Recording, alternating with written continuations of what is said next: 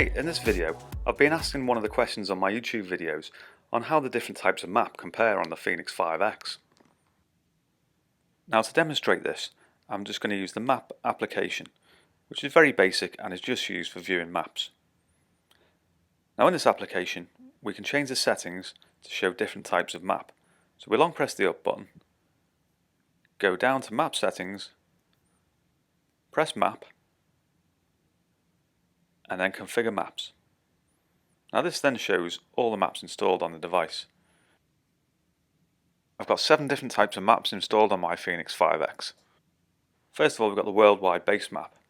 Then we've got TOPOACTIVE Europe West and TOPOACTIVE Europe East. It's a large map, so it needs to be split into 2.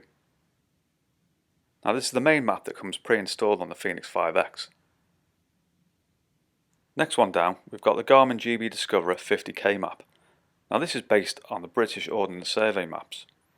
Now this map is available from the Garmin website at an extra cost. The next map down is the Garmin Cycle map, and this is updated in October 2017. As with all the pre-installed maps, they can be updated from time to time. The next map down is Talkytoasters British Isles and Contours map, a great addition to any Fenix 5X. I'll put the link for Talkytoasters' website in the description below. You'll see on Talkytoasters' website that he produces maps for all areas of the world. Now the next type of map I have installed on the watch is the Garmin Bird's Eye Imagery. Now this is satellite imaging and is similar to Google Maps. Now again, this is available at an extra cost, but is well worth the money. I've also installed the OpenStreet map for the UK, so let's see how that compares against the other ones. Now to ensure the best comparison between all the maps, I'm going to ensure that every single different type of map is disabled from the map application. Now to do that, we just select the different types of map, press the select button to ensure the green indicator goes grey. Now we can see here they're all switched off. I'm going to switch back on the worldwide map and then go back to the map screen so we can see what the worldwide map looks like. Now it'll take a second for the map to be redrawn, and we can see here that the map's pretty basic and it just shows a blank screen. Now if I zoom out, it will show the outline of the country and the major roads. Not really much use for cycling, running or hiking, but might be good for air travel. Next we'll have a look at the TOPOACTIVE maps. Now we can see here on the European version there's no contour lines as there is in the US version, but we can still see the names of the roads. Moving on, we're going to have a look at the Garmin Discoverer maps. Now these maps aren't vectorized like the other maps are, meaning when you zoom in the map starts to break up. Now to make the map usable, you have to zoom out to around about 300 foot. Now one plus point of the OS maps is that it does show contour lines. Now as I said earlier, these maps are based on the Garmin Discoverer maps at a scale of 1 to 50k. Garmin also do a version of the Ordnance Survey Explorer maps on a scale of 1 to 25k. Now these show a little bit more detail and include contour lines, but still these maps aren't vectorized, meaning they break up the closer you zoom in.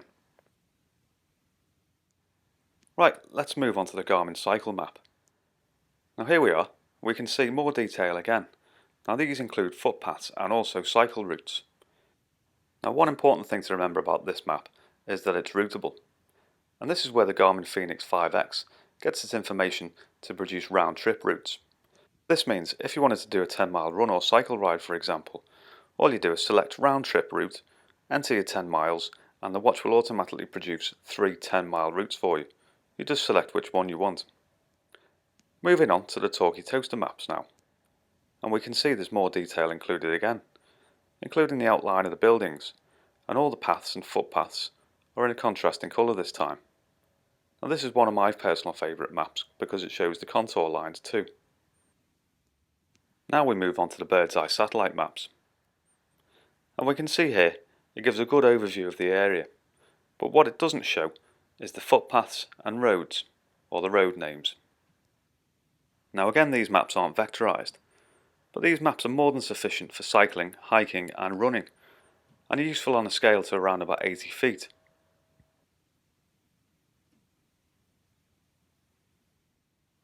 Now another good feature of the Fenix 5X is that you can overlay one map on top of another.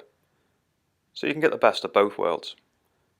Now here I'm going to overlay Talkytoasters map on top of the bird's eye map. Now once both maps are selected, we just go back to the map screen and it takes a second to redraw the map, and you'll see here that all the roads and footpaths are now clearly marked on top of the satellite imagery. Let's move over to the OpenStreet UK maps. Now we can see here it's very similar to the Talkytoaster maps, showing the outlines of the buildings and the footpaths in a contrasting colour to the rest of the map.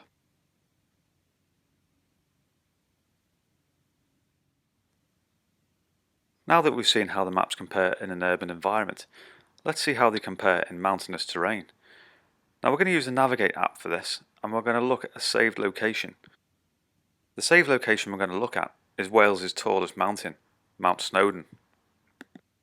Now the watch will give us various options when it comes to a saved location, and one of them is viewing the location on a map. Here we can see the OpenStreet UK map. Although it gives us the paths, it doesn't give us the contour lines. Then we move on to the Garmin bird's eye aerial view. Now all these maps you'll see here are viewed from an original altitude of 350 foot.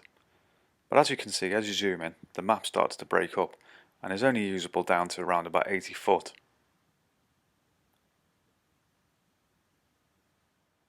Moving on, we're on to the Talkytoaster map. Now this is the most detailed map. It gives us all the footpaths and it also gives us all the contours.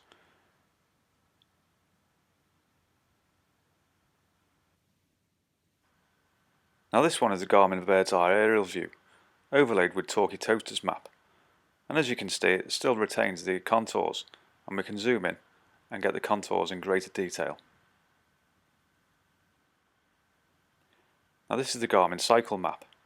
Although not meant for hiking, it's still useful for footpaths. And then on to the Garmin Discoverer map. Now this is on a scale of 1 to 50k. As you can see here, the more you zoom in, the more the map breaks up again. So again is only usable at a scale of around about 300 foot.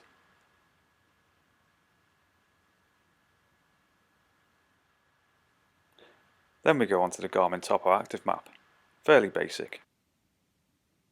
And lastly we move on to the Garmin Worldwide map. Now you can see here that the map doesn't really show us anything apart from the saved location. There's no visible part of the map available, unless we zoom out to a greater altitude. Now again, the only use I can see for this map is if you were in an aeroplane and you wanted to see where you are on a global scale. I hope that's given you an insight into how the different types of map compare on the Garmin Fenix 5X. If you have any questions on the video, please put them in the comments section and I'll do my best to get back to you. Other than that, all that's left to say is thanks very much for watching, and I'll see you again in the next video.